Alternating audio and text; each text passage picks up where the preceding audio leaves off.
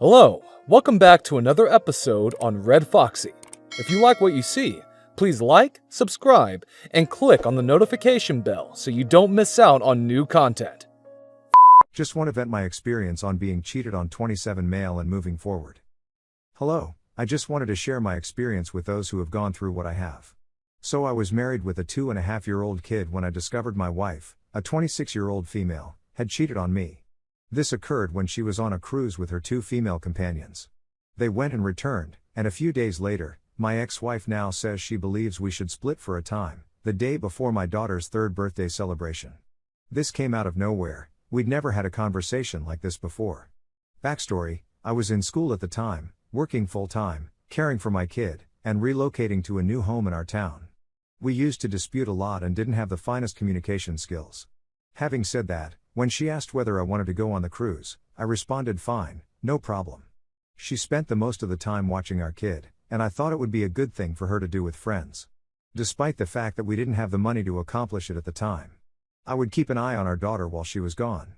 So when she asked whether we should split up, I became really unhappy and ended up leaving for the night to go to my parents' place. We ended up canceling her family birthday party. We eventually communicate and agree to try to work things out. So I located a marital counselor and scheduled an appointment for us that week. We went for about 3 to 4 weeks till I discovered the true cause for her wanted divorce. The 2 buddies she brought on the vacation were mutual friends of mine, and we all worked together at the time. Friend 1 was behaving normally. Friend 2 was wary of me since she knew of my ex-desire wives to divorce me. She knew we were going to therapy and inquired how things were doing. I told her that I felt everything was going fine. Also, my wife was telling me at the time that friend 2 was behaving strangely on the trip and was furious with her and friend 1. I didn't really reveal anything else. So fast forward to me and friend 2 chatting at work, and I inform her that friend 1 and my ex-wife were traveling to another city for a ladies' vacation the next week. That's when she tells me, reluctantly, about a man whose name I'd never heard of before. She had been discussing it with my then wife, attempting to get her to tell me the truth. My ex-wife had informed her that she had stopped talking to him and would not be doing anything else. She also said that friend 1 had slept with a man on the trip and that they were attempting to get friend 2 to join them with a 3rd guy. When I go home from work and tell her about this person, she attempts to deny everything. I pressed her more, and she ultimately admitted to sleeping with him on the vacation. She was also continuing chatting and messaging him on a regular basis while we were in marital therapy. That same day, I moved out and hired a lawyer. We promised to share custody of our kid until we resolved everything. We spoke about our relationship for a long time and eventually decided to attempt to reconnect a few weeks after I moved out. I drove all the way to our home. I had moved in with my folks 45 minutes before. When I arrived, I asked whether we were going to do this. "You've stopped talking to the man and buddy one with whom you did all of this." She wouldn't do it. She wouldn't stop talking to him and her in order to save a 9-year relationship. That's when I realized she wasn't who I thought she was. The next months were agony on earth. She would trick me into minding our kid on her days off so she could see her new lover up north. Lies upon lies upon lies. She hasn't spoken to her buddy too since she informed me what occurred.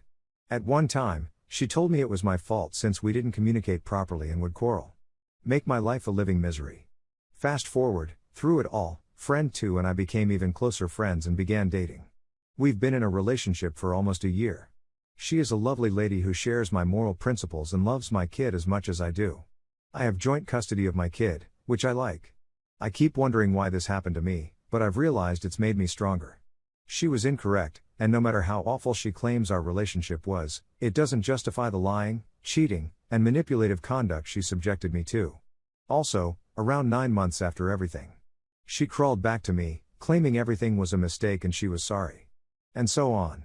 She had stopped communicating to him a few months after everything had happened because she wanted to sort things out.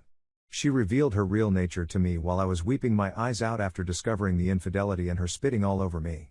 Sorry for the lengthy read, it felt nice to get everything out there. I'm at a good spot in my life, with a lovely wife and a kid who loves me. Story 2. Partner of 3 years cheated on me while I was helping refugees. Hello, I'm distraught and feel as if my soul has been torn from me. I was incapacitated for weeks when Russia invaded Ukraine and conflict broke out. I eventually realized I needed to do something, so I traveled to Ukraine for a few weeks to assist my family and others. My girlfriend was supportive and would email me every day for weeks saying I'm a hero and that she loves me, misses me, and wants me to send her Snapchats every day. She was sending me the sweetest messages, and we were in constant contact. Then, just 3 days before my flight home, she stopped talking to me and answering the phone. She responded twice over the following 3 days, the first time with "we will chat later," and the second time with "give your travel details." I said a few days before she ghosted me that it gives me tremendous comfort to know there is someone waiting for me and how much I miss her. She suggested we take the day off and simply snuggle. She eventually abandoned me at the airport and never picked me up. It was very painful. When I got home to our house, she wasn't there either. I recalled we had location sharing turned on, so I went to a random spot in town. It took me to some strange flats, and I never saw her automobile. I continued phoning her around 1 a.m. to urge her to come over and speak about what was going on, but she shut off her phone and I went home. I called her grandparents the following morning to find out what was going on, and they were unsure. They called her younger brother, who stated she was staying at a family friend's home. Later in the day, she eventually returned home when her grandmother persuaded her not to break up over the phone. When she told me to sit and that we needed to split up, she was absolutely cold-hearted and showed practically no emotion. She said that we are two distinct persons who must go our own ways. I was appealing with her that we should seek therapy or talk things out instead of breaking up out of nowhere. She felt a lot of shame and offered to take everything we purchased together and pay for someone else to go on our next vacations together, as well as remain in our house for a few more days if I wanted to. I asked if we could go for a walk and chat about what was going on, but she said no since she needed to do errands and attend a friend's party. And she was cold and unloving, and she departed. When I left, there were no difficulties, and we were extremely close. When I questioned where she went last night, she claimed she attempted to stay at a family friend's home, but when we phoned them in the morning, they stated she didn't sleep there. She refuses to respond and has departed without explaining why she lied about who and where she slept with. She banned my Snapchat account 2 days before I was supposed to return home. She also restricted my phone number after this, but unlocked it since I had some inquiries about moving out and her brother's job as a messenger wasn't working out. She promised to meet the next day in the evening. When the evening arrived and I inquired whether we could still meet, she changed her mind and emailed me this. "What do you think?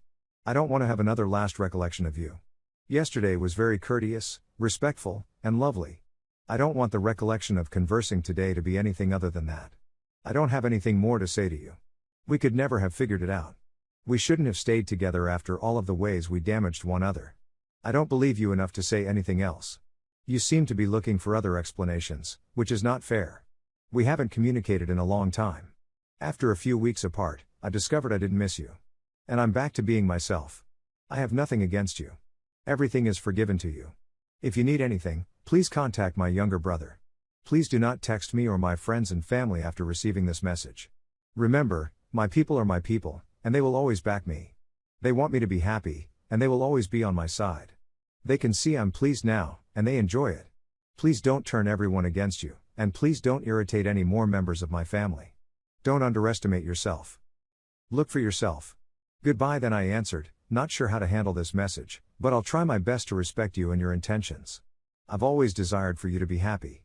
I hope I was able to assist you through difficult circumstances. There's not much I'm asking for, but I love you and will always love you, whether you're with me or not. Is it possible for us to have one final conversation? Last year was difficult for her since her mother died at the age of 50 from a rare brain condition. We needed to plan her funeral and bury her.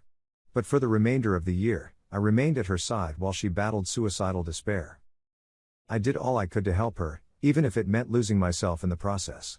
She improved after the new year. I was trying to concentrate on myself when the conflict broke out, and she encouraged me to go aid the refugees. Why would someone be so callous after 3 years together and not care to provide any closure? We were best friends, soulmates, and lived together for over 3 years.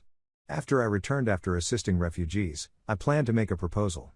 Why would she be so loving and supportive up to the end and then just disappear, and 99% of the time she cheated on me and then broke up with me?